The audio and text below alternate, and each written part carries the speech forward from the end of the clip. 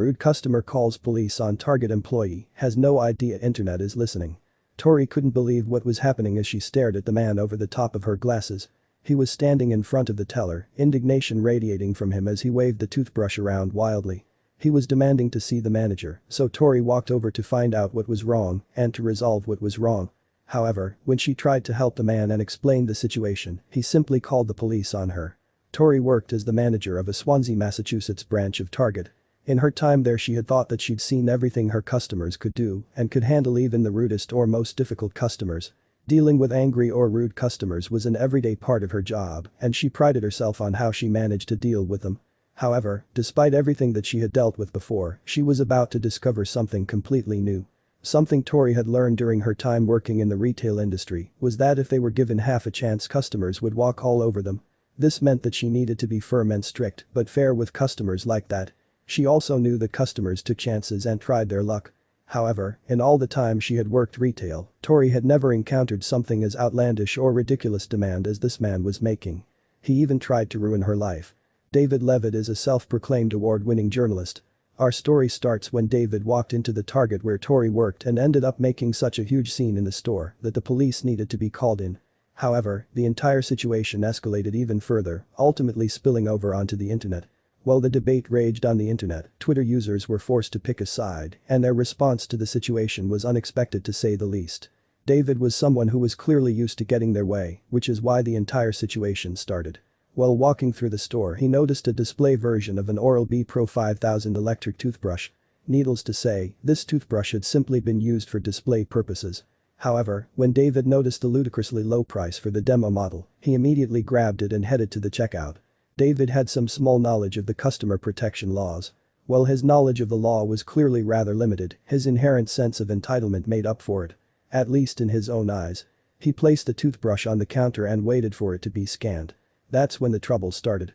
It's hard to tell if he genuinely thought he'd win the argument or if he was simply looking for a fight. Tori didn't care, either way, she simply did her job. The cashier that David had now confronted knew that she was in the right, David was wrong and clearly trying his luck. However, despite her best attempts to explain that it was only a display model, David refused to budge. She calmly pointed out the fact that the price tag had the word display in big capital letters on. By default, the price shown on a display tag was set to 1 cent. David wasn't having it though and demanded she calls the manager. Being a good manager, Tori had been watching the entire encounter for nearly 5 minutes since it started. She could see that things were quickly getting out of hand. However, this wasn't her first rodeo, so she was sure she could resolve the issue. Under normal circumstances, Tori would have been right. However, these were not normal circumstances as she had no idea how far David was willing to take things just to get his own way. When she tried to reason with him and explain the situation, he simply pulled out his phone and started dialing. Another man would have accepted Tori's response, but not David. When she flatly refused to be bullied, his face went from an expression of indignant to defiance as he pulled out what he thought was an ace up his sleeve. He shoved his phone in her face, took a picture, and uploaded it for his 210,000 followers on Twitter to see. When Tori responded by rolling her eyes, it incensed David even more. In a blatant display to show her the extent of his power, he called the police on her. To make matters worse, he was sure to document the situation as it unfolded with live tweets on his Twitter account. Little did he know, it was all about to backfire on him spectacularly. Underneath a photo of the unflappable retail worker, David angrily typed the caption. This @Target manager Tori is not honoring the price of their items per Massachusetts law. But when he saw that his intimidation and public shaming tactics weren't working, he decided to try a different tactic. Not 15 minutes later, he posted another smug update that had the Twitterverse rallying. I just had to call the police because @Target refused to sell me a toothbrush, David wrote obnoxiously. He obviously expected his fans to feel sympathy for him. What he didn't anticipate was the tweet storm that followed. In an amazing show of instant karma, his followers immediately began to roast him online. But the show wasn't over yet. Twitter users immediately jumped on the fact that David was clearly wasting the police's time with such a petty request. David found himself scrambling to defend his actions, stating that he did not call 911 and had explained to the police that it was not an emergency and they could take their time. Eagle-eyed fans were also quick to point out that the law wasn't on David's side either. In a stunning turn of events, they began to back Tori. One user retaliated with, "So, let me get this straight. You're bothering the police because of an obvious mistake Target made that you want to exploit. Because we all know those toothbrushes don't sell for .01. Then you went on Twitter and blasted the photo of a $15 per hour employee just doing their job. After David saw that his followers weren't fooled, he tried the sympathy card one more time. I have not been able to afford to go to a dentist in over 3 years, David retorted. So yes, I wanted a good toothbrush and was thrilled to see such an amazing prize on an ad oral, but at Target refused to honor it and now I have to take them to court.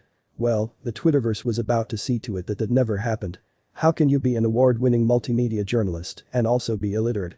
Another user wrote scathingly, referring to the obviously incorrect price tag on the toothbrush. It's for the display, not the item. Probably because that display is a spot on the shelf and has to have a tag on it because of the store's internal system. Then, Twitter users turned their attention to Tori. I want to go give this woman a hug, one former retail worker to another user wrote. Then, someone had an amazing idea that would turn the tables against the self-important journalist. One woman was so sympathetic toward Tori's thankless occupation that she decided to open a GoFundMe account, pledging to raise enough money to send the retail worker on a well-deserved holiday. Tori, whose full name was unknown to the Twitterverse at the time, earned the nickname number Target Tori. Soon, the internet was flooded with her story. Memes were made of her now famous eye-rolling photograph and local news stations clamored to interview her. People were so enamored by the battle between the rude man and the blue-collar worker that the donations began to pour in. But would they reach their target of $5,000? Meanwhile, David Levitt's face also began to flood the internet. His appalling behavior had earned him an unflattering meme of his own, referencing the "let me talk to your manager" temper tantrum throwing people that retail workers have to deal with on a daily basis.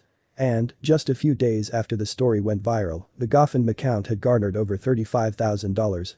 It wasn't long before Target Tori had been tracked down and the money that the GoFundMe account had raised was released to her. She opened a Twitter account of her own under her new moniker to express her gratitude to all the netizens who stood up for her. She has since decided that instead of going on a holiday as originally intended by the creators of the account, she will donate all the money to charity.